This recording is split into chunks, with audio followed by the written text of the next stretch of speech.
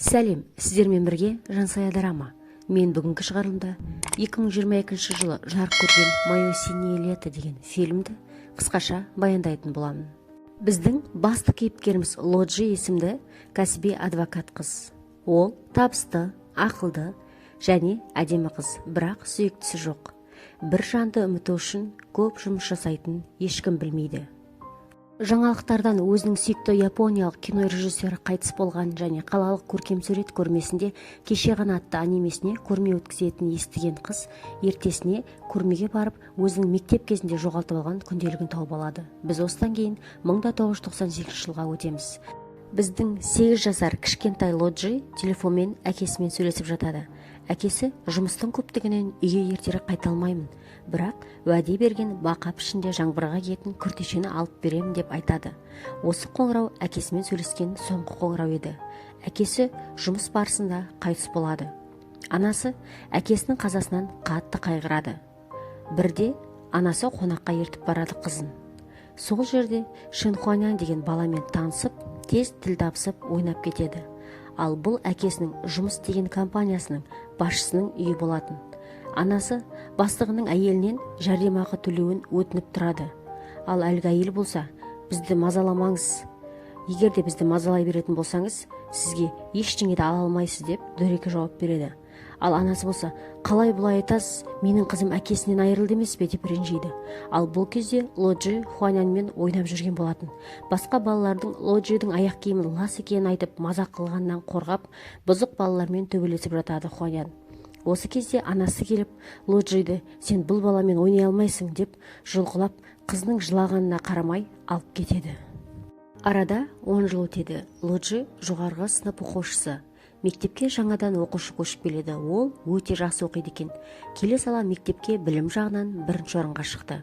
Ал Лоджи болса топ 10-дықта еді. Ол бір саты төменге түседі. Мектептен келген соң қыздың анасы қызының сөмкесінен үлгерім табелін қарап, бір сатыға төмен түскеніне ренжіп, сабағыңа тиянақты бол деп ескертеді.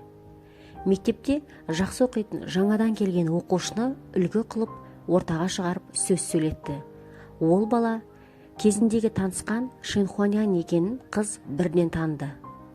Қыз пианиноның дауысын естіп ән бөлмесіне жақындайды.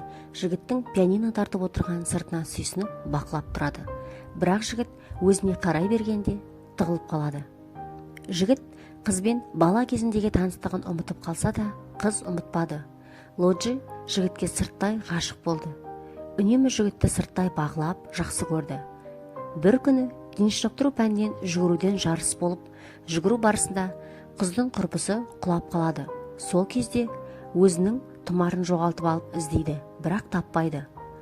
Артынан Шэнхуанян тауып алып әкеліп береді. Құрбысы алғысын айтып, сол уақытта ол жігітті ұнатып қалады. Лоджи мектептің шатырына шығып, кеше ғана деген анименің саған қандай күн ұнайды? Жаңбырлы, шуақты, бұлтты ма?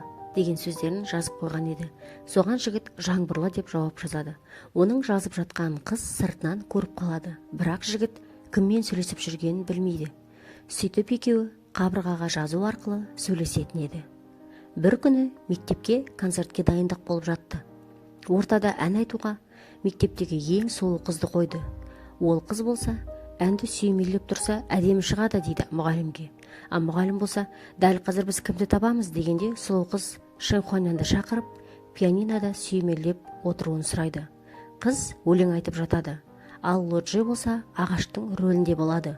Сол кезде Лоджи мұғалімге шығып, ортаға шығады да, мұғалім, ортада ән айтатын адамды әділ түрде таңдауымыз керек деп өзінің наразылығын білдіреді. Мұғалімі жарайды онда, сен айта ғой деп қызды ортаға шағарып ән айтуын сұрайды. Лоджи ұзақ ойланып тұрып әнді айта бастайды. Бірақ даусы жағымсыз болып, барлығы күледі. Мұғалімі қызды құшақтап, ештеңе етпейді деп, орныңа бара ғой деп шығарып салады да, сұлу қызды қайтадан ортаға. Лоджидің қасындағы құрбысы Шэнхуанянға сен маған ұнайсың деп өз сезімін білдіреді. Ал Хуанян болса, рахмет дегендей басын иіп кетіп қалады. Артынан құрбысы Лоджиге, мен білем, сен де Хуанянды ұнататыныңды. Сен менен қарағанда әдемірексің, қорықпа, батыл бол деп қызға кеңес береді. Келесі күні қатты жаңбыр жауып, қабырғадағы жазуды шайып кетеді. Қыз да жігіт те жазудың өшірілгеніне көңілдері түседі. Бұл кезде жігіт қызды шатырда бар екенін байқамайды. Қыз оған көрінбей тығылып қалған болатын. Лоджи сыныпқа келіп, өзінің Шэньхуанянға арналған махаббаты жайлы, қалай танысқандары жайлы жазған күнделігін жоғалтып алады. Содан соң мектепте Хуанай мен мектептегі сұлу қыз екеуі кездесетін жайлы әңгіме болып кетеді. Екеуі үнемі бірге жүретін көреді. Лоджи енді уақытын Хуанянға құртпай, Хуанянға деген махаббатын жүрегінің бір түкпіріне жасырып қоямын деп шешеді. Ендігі ол уақытын экзаменге арнаймын деп, бар назарын, зейінін, білімін тек мектепке арнады. Көп оқып дайындалып, Лоджи мектепте бірінші орынға көтерілді. Ал барлығы Хуанян мен сұлу қызды екеуі бірге шетелге оқуға түседі деп айтып жатты. Қыз мұны естіп, көңілі түсіп кетеді. 2012 жылда келіп жетті. Лоджи мектепті бітірген. Алдында оны универ күтіп тұр. Универге велосипедпен келе жатқанда алдынан Шэньхуанян шығады. Ол кино факультетінде оқитын досымен шағын кино түсіріп жатыр екен. Лоджиге кино түсуге ұсыныс жасап еді қасындағы досы, бірақ қыз үндемей кетіп қалды. Бөлмесіне барып, жігітпен қайтадан универде кездескеніне қатты қуанып отырды. Универ асханасында тамақтанып отырғанда, жігіт екеуінің бір мектепте оқығандарын айтады. Сол кезде қыз есіне жаңа түсіргендей болып, «Я, сен мектепте бір сұлу қызбен кездесіп жүріп едің ғой? Сен әлі сол қызбен кездесіп жүрсің бе?» деп сұрайды. Ал жігіт болса, «Жоқ, біз айырылысып кеттік» деп жауап береді. Тіпті екеуі де заң факультетін таңдаған екен. Сабақ үстінде мұғалім екеуін ортаға шығарып, екі тараптың адвокаты боласыңдар деп, өз қорғалушыларыңды ақтап шығыңдар деп тапсырма береді. Іс қыздың әкесінің ісіне ұқсайды екен. Қыз өзіне берілген тапсырманы өте жоғарғы дәрежеде қорғап алып шығады. Барлығы қыздың шешендігіне шапалақ ұрады. Лоджи оқудан кейін дәмханада қосымша жұмыс істейтін еді. Сол дәмханаға жігіт келген кезде бірінші ұялып тығылып қалады. Артынан жігітпен сөйлесемін деп шешеді. Жігіт қайта-қайта бір емес бірнеше тарелка лапша тапсырыс береді. Жігіт әр тапсырыстан қызға пайызы төленеді деп ойлаған екен. Ал қыз болса, сенің көп тапсырыс бергеннен маған ешқандай да пайда жоқ, маған пайыз төленбейді деп айтады. Жігіт болса ұялып қалады. Что у меня не будет процента с продаж. Дәмханадағы қыздың жұмысы аяқталып, екеуі қайтып келе жатқанда, жігіт, сен неге үнемі менің артқы жағымда жүресің дейді. Және қызға, сенің жұмысың өте көп, ал төленетін жалақысы өте аз. Сол себепті сен мына жұмысты жасамауың керек, жұмысыңды таста дейді. Ал қыз болса, бұл көп адамдарға қалыпты жағдай деп жауап береді. Осы кезде қыздың телефонына қоңырау келіп, екеуі бірден жүгіріп кетеді. Қызбен бір бөлмеде тұратын құрбысы клубта мас болып, басқа адамның үстіне құсып бүлдірген екен. Сол жерде сөзге келіп қалып, олар барлығы қаша жөнеледі. Жігіт пен қыз бөлініп, бір көшеге жүгіріп тығылып қашып кетеді. Сол кезде жігіт қыздың қасында отырған кезде, біраздан кейін, сен кеше ғана деген анимені көрдің бе деп телефонындағы суретті көрсетеді. Және ол өзінің мектеп кезінде мектептің шатырына көп шығатынын айтады. Бірақ қыз үндемейді. Сол қабырғаға жазатын қыздың өзі екенін айтпайды. Келесі күні жігіт жаңбыр күні қызға хабарлама жазады. Қайдасың деп. Қыз бөлмесінде болса да, өтірік айтып, оқу корпусында қалып қойдым деп жауап береді. Сол кезде қазір барып алып кетемін дейді. Қыз жанталасып киініп, корпусқа қарай асығады. Қол шатырын қоқысқа тастап, жаңбырдың кесірінен үйге қайта алмай тұрған адам сияқты көрініп, жігіттің өзін алып кетуін ұзақ күтеді. Жігітті күтіп отырғаннан кейін, біраз уақыттан соң жігіт қызға бала кезіндегі армандаған баға пішінді жаңбырда киетін күртеше әкеліп, қызды алып кетеді. Келесі бір күні достарымен бірге жағалауға өздерінің шағын киноларын түсіруге барады. Киноларын түсіріп болғаннан кейін достар қыдырып, көңілдерін көтеріп, қайтар жолда автобуста қыз жігітке өзінің кім екенін айтады.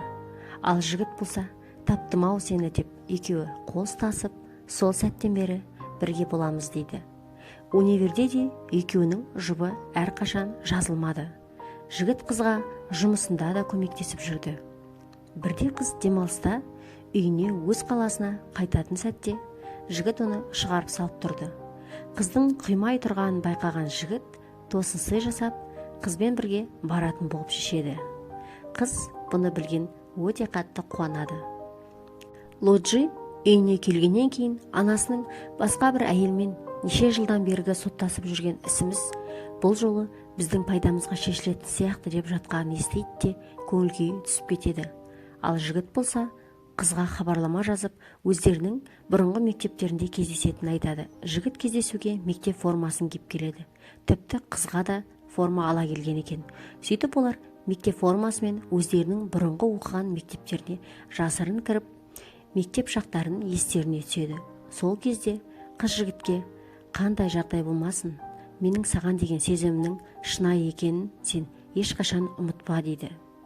Таңертең вокзалда кездесеміз деп қыз хабарлама жазып жібереді. Бірақ жігіт вокзалға келмеді. Қыз өзі жалғыз қайтады. Арада бір апта өтсе де жігіттен хабар жоқ.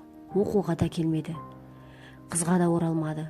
Сол уақытта қызға анасы келіп, қуаныштан жылап тұрып, неше жылдан бергі сот өздерінің пайдасына шешіліп, әкеңнің бастығы жігіттің әкесі сотталып, анасы ауруханаға түскенін айтады. Әкесінен жаны енді тыныш болады дейді. Ал қыз болса әкесі үшін қуанғанымен жігіттің отбасы бұзылған үшін қатты жылап алады. Артынан ауруханаға барып, жігіттің анасының қасында Хуанянмен қатар әлгі мектептегі сұлу қыздың да бар екенін көреді. Ол қыз Лоджидің байқап қалғанын көріп, кетіп бара жатқан Лоджиге артынан келіп, сен не үшін келдің? Хуанянға өзіңнің кім екеніңді қашан айтасың? Анаң екеуің армандарыңа жеттіңдер ме дейді. Осы кезде Лоджи, сен бе менің күнделігімді ұрлап алған деп біліп қалады. Ал ана қыз болса, Хуанянға жолама, біз екеуміз шетелге кетеміз. Сол жақтан оқуын бітіреді дейді. Содан кейін қыз бен жігіт мүлдем хабарласпайды. Сонымен қазіргі кезге ораламыз. Қыз көрмеден өзінің күнделігін алып, ішін оқыса, ұрлап алған қыз күнделікті мектеп бітіргеннен кейін жігітке берген екен. Жігіт содан кейін қыздың универге түскенін біліп, артынан түскен екен. Мектеп кезінде қыз жігіттің сырттай ғашық болса, керісінше универде жігіт қыздың артынан келген екен. Мен сені сағындым. Менің саған ешқандай ренішім жоқ. Әкең қайтқанда қандай қиын жағдайдан өткеніңді елестете алмаймын. Жаңбырлы күні мені есіңе аласың ба деп барлығын күнделікке жазып қойған екен. Және де осы уақыт аралығында жігіт қыздың сыртынан бақылап әрқашан жақын жерде жүрген екен. Қыз күнделікті оқып жылап алады. Сосын көрме қызметкері жігітке хабарласады. Жігіт көрмеге келеді. Қыз бен жігіт бір-бірлерін көріп, қаншалықты қатты сағынғандарын айтып, екеуі құшақтасып жылап табысады. Екі қос ғашықты тағдыр екі айырса да, екеуінің махаббаттарының арқасында қайтадан бірге табысады. У меня сейчас за душой ничего нет. В тебе осталось все то, что мне так нравилось. Достар, осымен фильм аяқталды. Сіздерге видео ұнаған болса, әдеттегідей мені қолдап, менің каналыма тіркеліп, лайк басып, комментарий жазып кетсеңіздер, мен өте қуанышты боламын.